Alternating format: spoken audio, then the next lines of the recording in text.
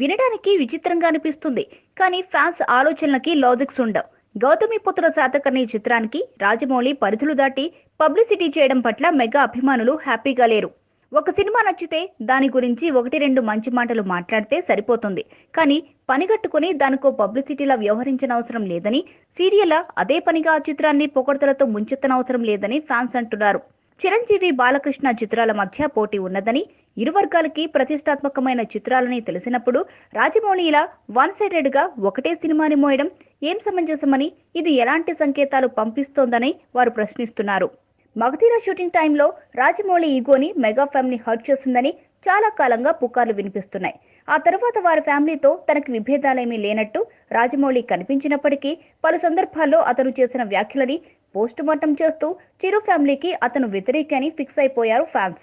గౌతమిపుత్ర శాతకర్ణి విషయంలో రాజమౌళి అత్యుత్సాహానికి అదే కారణమని ఆక్రోశం వెలిబుచ్చుతున్నారు. చిరంజీవి 150వ చిత్రాన్ని తాను డైరెక్ట్ చేయలేనని ఓ సందర్భంలో రాజమౌళి అన్నాడు. మరో సందర్భంలో రజనీకాంత్తో సినిమా చేసే అవకాశాన్ని వదులుకోలేనని కూడా చెప్పాడు. ఈ రెండింటినీ లింక్ చేసి రాజమౌళికి చిరు ఫ్యామిలీతో సత్సంబంధాలు లేవని తేల్చారు.